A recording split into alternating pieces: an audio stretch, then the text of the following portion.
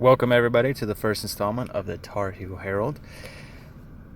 This is going to be my first preview of the UNC football game. I'm going to kind of talk about the past games as well, including Virginia Tech and their past, to try to get to see what the best outlook of this game could possibly be. We talk about football here. We also talk about a little bit of basketball. Obviously, we'll get into that later. Into the year when that starts to begin. Might talk about recruiting here and there, who knows. But anyways, let's get into the game. Let's talk about the preview game odds. We got Carolina currently sitting at -4.5. Started out at 6.5. I understand why the odds have dropped, because Carolina tends to not blow people out until they start doing that against equal opponents. I would definitely not bet against the team they're playing against. The total is 59.5.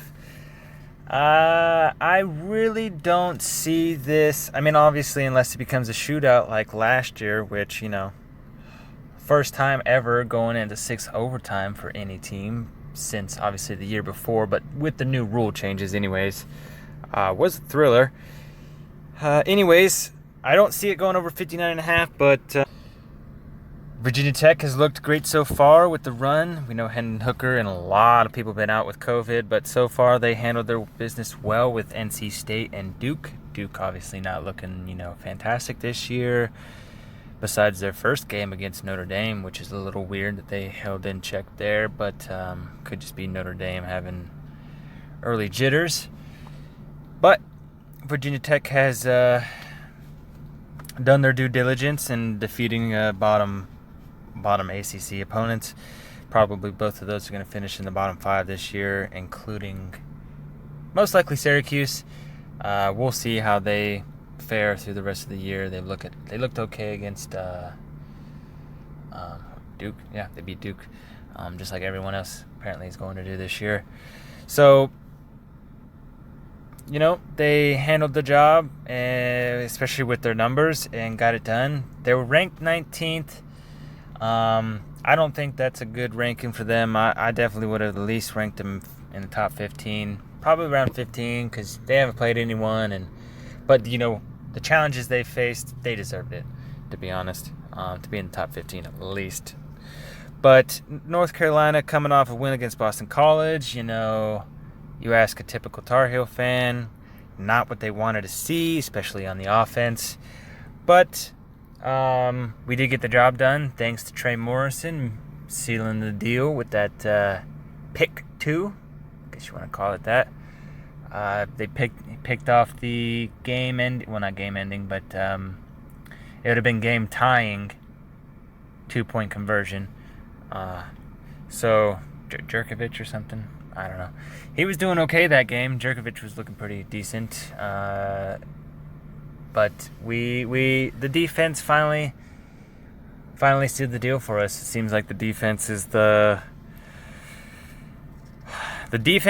what the offense had to do last year, and that was carry a nice backpack. So right now, let's see the strengths of each team. Our defense has looked great on the run, but we don't really know if they've been tested yet. Did Boston College just bail on the run? Syracuse bail on the run? Boston College hasn't really done anything with the run game at all, to be honest. So probably didn't bail on the run with Boston College. But Syracuse has gotten what is his name? I can't remember that running back's name, but he got 100 yards against Duke, I think. So does that mean Duke's run defense is horrible? Probably. But, this is going to be a great testament for both teams, just because, Virginia Tech's great in the trenches on offense and defense, and, that's our big question mark. We think our defensive line is great this year, but who knows? We haven't really been tested yet on the run game, and our pass blocking has been, or pass rushing has been fairly well. No complaints so far. I definitely would like to get more pressures for sure. We're only dropping, we're dropping back 6 most of the game. So, are we gonna put in some more exotic blitzes in there like we have been? Who knows? So, right now the biggest takeaways for UNC is one is our run defense is good as the numbers show so far, which is about 60 yards per game. You're probably not going to get that, but I'm hoping for the linebackers Gemmel and Surratt. They're basically if you had a 2-quarterback system, that's what this would be on defense. These two are just great together. They're amazingly smart. And I think we need Chaz and Gemmel to basically take it and set the tone for this defense early on, with the run game and the pass game. You expect a lot to go up the middle, so we need that inside linebacking core to be on point. So linebackers need to set the tone early. We need to. A big thing I really think is we didn't really see it much in Boston College compared to Syracuse, but the special teams obviously had some down moments in the Syracuse game. But Daz had some great blocking. I can tell that with the way special teams is going this year, it seems like they focus barely any on the actual deflection of the kick or the punt, and more on blocking for Daz, which worked very well in the Syracuse game. He had plenty of yardage. I think he averaged like 15 yards after he received the ball. So I like to see that. We really need special teams to help out this offense. The defensive side of our punting, or I guess the offensive side, but us punting has been very well. But receiving, we need to make sure, obviously, no penalties on special teams. But basically, the special teams almost has to be mistake-free. And Daz needs to get some yardage, because the special teams probably could be the key takeaway in this game. If the special teams plays perfectly, you're probably looking at that's the reason why we win. It really could be. But the main one I really think is Phil needs to attack the middle. We are not attacking the middle. Walston looks like an amazing tight end, and I think we need to just get him the ball, attack the middle more, because, get Javonte the ball more. I know he's great in the red zone, clearly great in the red zone. He's already got, 4 touchdowns now, 3 being in the Syracuse game. Ultimately, the reason we won was Javonte. Well, at the run game, because Michael Carter just absolutely tears it up. But I think we need to get Javonte in, not just in the red zone. We need to get him in early downs, attacking the middle, using tight ends, crossing routes. Daz can be very good in the slot. Why not get Daz in the slot and hit him in a post in the middle, or a fade, or whatever? We need a lot. I don't know why we call this an air raid if we're not attacking crossing routes and hitting the middle. Every other successful air raid team attacks the middle all day long. And then after they attack the middle so much, then they go long. But they do an equal amount of long ball versus, short ball, as well as attacking the middle. Our air raid so far has just been long ball and screens, or bubbles, like short game, long game. why are we not doing mid-game, middle of the field? It makes no sense why we wouldn't attack it. I mean, unless they have some spectacular linebackers, but as far as I'm aware, Syracuse and Boston College did not have fantastic linebackers. So I don't know if here's what I hope for. What I'm hoping for is Phil only took maybe half of the play calls or the playbook, half the playbook, and he only played half of it during the Syracuse and the Boston College game to save for what is probably going to be our biggest testament until Notre Dame. I mean, our schedule looks pretty easy if we are not overrated. If we are who we are, or who we think we are, and we come out and play like we should, then Virginia Tech, if we get past it, the only issue is probably some in-state rivalries and then Notre Dame. Now, the in-state rivalries should be a wash and should be easy W's, but they're not going to be this year, most likely. Maybe NC State's going to be an easy win, but Duke, for some reason, somehow always pulls something out of the bag. So, but nonetheless, Virginia Tech is going to be our toughest challenge.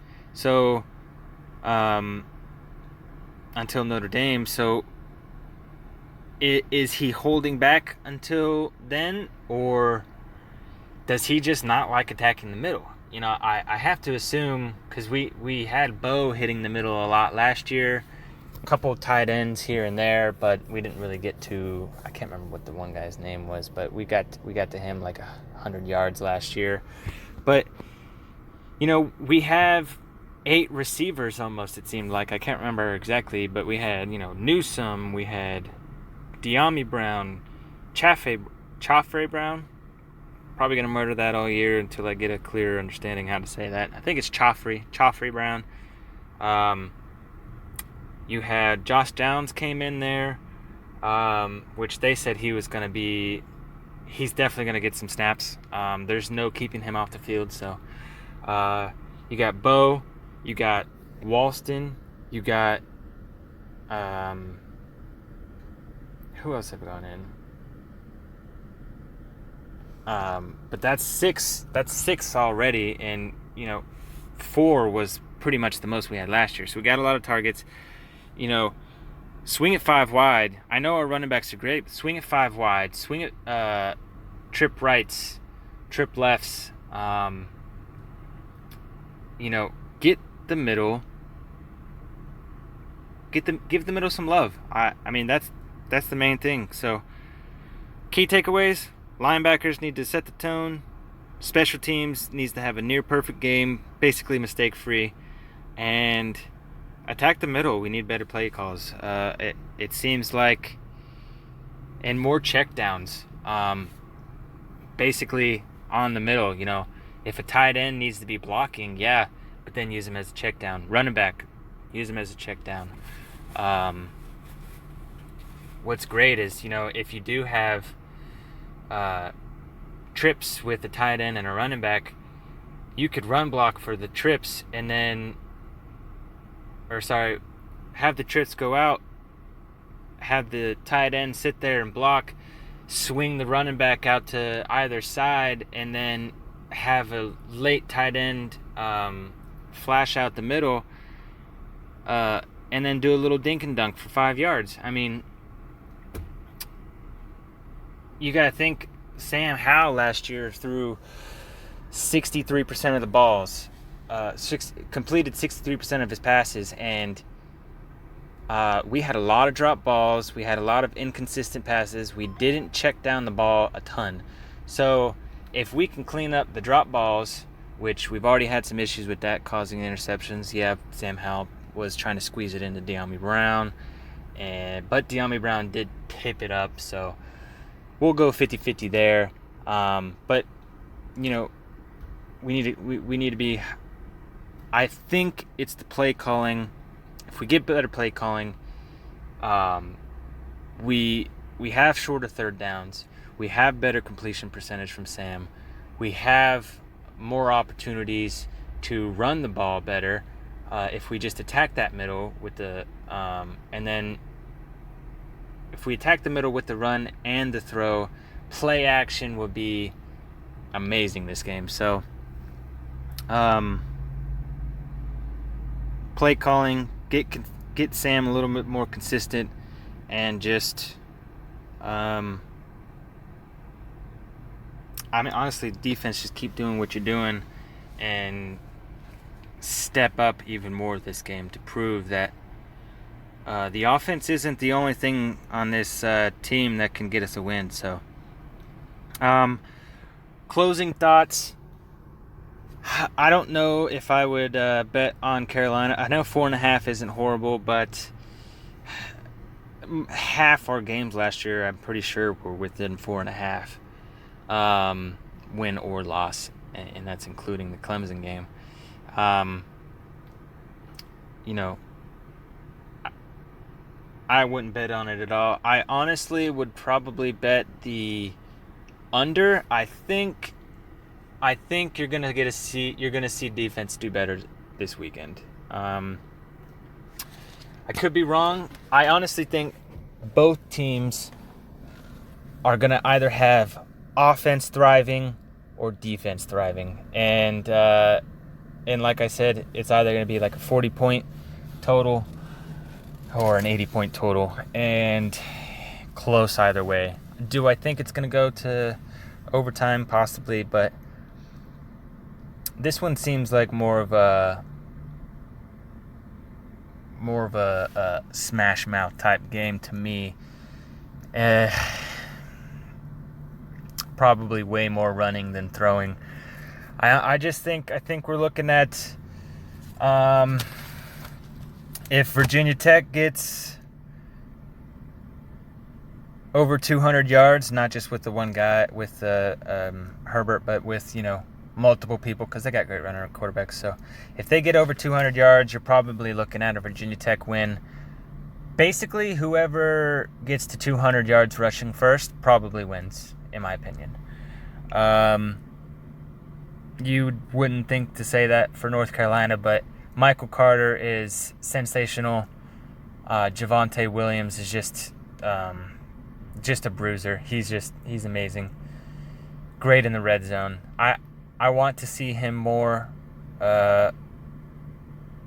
in our side of the field and not just only on the opposing side of the field, red zone and stuff like that. I like to see him more, on our side. So we can mix in Michael Carter as well.